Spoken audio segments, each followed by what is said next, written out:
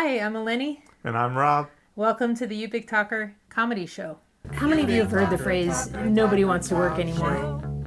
You Big Talker, talk show. I hear that all the time, Eleni. So I had this feeling that this sentiment of nobody wants to work anymore might not just be unique to our times.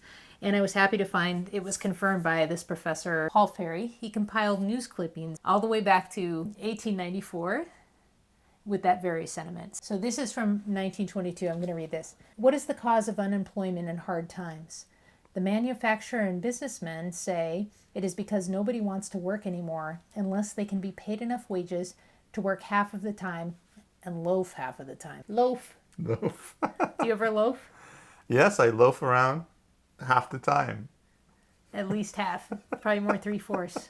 Come on. Speaking of loafing, I put together a special compilation of my morning jog. It's from Mom's house. Mom's kind of on the top of a hill. The destination is at the bottom of a hill. Is there any Rocky music in there while you're going up there? Yeah.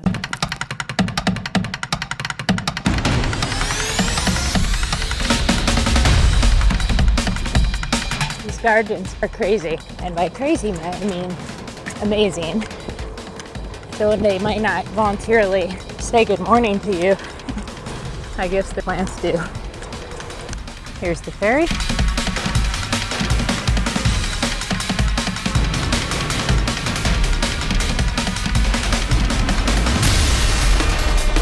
Seattle drivers are definitely like the most polite drivers overall, to a fault.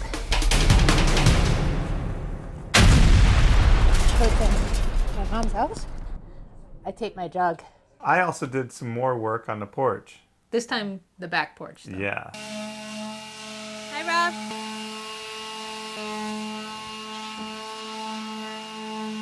I had a lot of company watching me. They were wasps, actually. Two nests. You also noticed when family was over that we were leaning against the railing. It was going... So that's coming before the sanding. That's a little more important. So now we're going to go into today's skit with our working theme. Tired of working next to your partner on a laptop? Work with your own kind. Introducing co-working for carpenters. Why should we work alone? We're carpenters. We buck the trend. You can learn so much from co-working. Okay, easy now on the corners. Perfect cut. Eat lunch together. Okay, let's see. Yep, you've lost at least 1 inch since Christmas. I don't want suspenders. Jesus wore suspenders. No, but he would have loved co-working as a carpenter. Co-working's also helpful when you need a helping hand. Carpenters are the dentists of wood, after all. As you can see, it's extremely valuable to work alongside your woodworking peers. See this top of the nail here? Yeah. You got to make sure you hit this dead center. Well, really what you need is you got to hold the hammer down here with your pinky down here like this. I think I knew that, but thanks. Why don't we just clamp that mouth and hit it shut? That's it. I quit. Nobody wants to work anymore. So would you like to try carpentry co-working? Absolutely not. Even with a good coworker like I like Wendy. to keep my teeth intact. Hi, I'm Mary Maps. Thank you for your attention time. Without maps, we're lost. Today, I'm going to share a different kind of map, the Charles Booth and Morrow map of London. Ooh, a map that makes me feel morally superior. This is my show. Charles Booth compiled street-by-street data of London's living conditions and wealth disparities between 1886 and 1903. These findings eventually became color-coded maps showing different income class categories. Golden equals rich.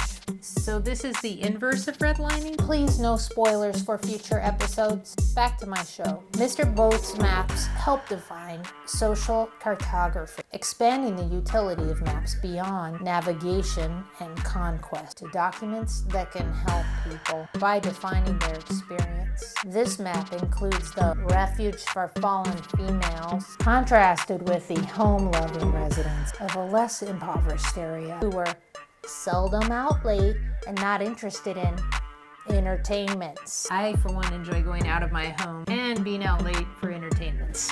Am I falling? Nope, you fell. Yes. I also do not like entertainments, except for this steak. This is what I'm eating today. Can you get that? It's a steak, but it's not a steak from cows. It's a steak from mushrooms. If you say to yourself, ooh, that's processed, please see our previous episode.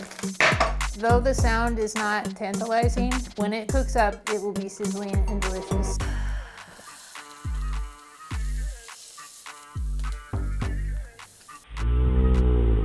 The maps depict patterns still true today. The well-off are by open green spaces and rivers. The less well-off are crowded on narrow streets. Today's map is brought to you by the ox, a hardworking animal. Because of tomorrow's bond with Henry the ox, she went through a process called transfarming. Links in bio to convert the animal farm into one that is not using animals.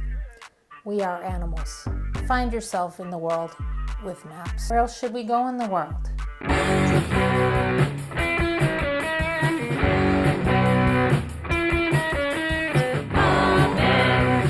you gonna say? Comments. What put you in our place? Comments. Where you have your way?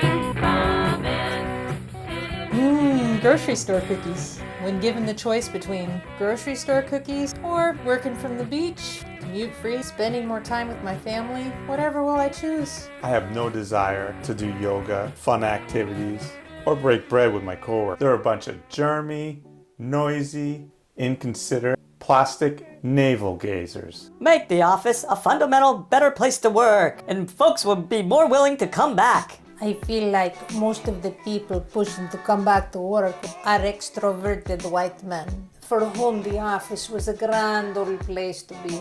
The RTO consultant who works from home advises turning the office into a day camp with free cookies and yoga classes. What? No finger painting or pony rides? Maybe try treating the employees like adults.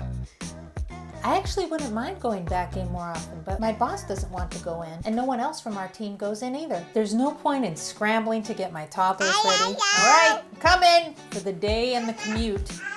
Quiet if there's no one from my team to interact with. Shut up. Not mentioned, but very real in my workplace, employees who have medical conditions that make them very vulnerable to COVID, and those who have caregiving responsibility for vulnerable people. It's not that complicated. Commuting takes significant time and money that workers are not compensated for. If employers really wanted to incentivize people working in the office, they would pay the workers for the time and money it takes to get people to and from that office. Fruit snacks or a pizza party won't cut it, as workers are no longer fourth graders. At Lil, I have the answer. Take a page from the Romans. Institute modern decimation. Every 10th work-at-home employee randomized who is not willing to return to the office is terminated for cause. Do that for 3 weeks in a row, and I guarantee you, on the 4th week, the office would be buzzing with staff. Apparently these workers are nothing like me. I will come into the office for some cupcakes or cookies. Tippy-tap.like if you enjoyed this show. Like me, like me, like every bit and part you see. Like me, like me, like every bit and part you see. I'm pointing to the like button. Carpenters are the dentist woods. Or is wood the dentist? Wood is the teeth of the dentist's carpenter? Wait. Wood's... wood is like the teeth. Wood is teeth for carpenters. Carpenters are the dentists of wood. Carpenters are the dentist woods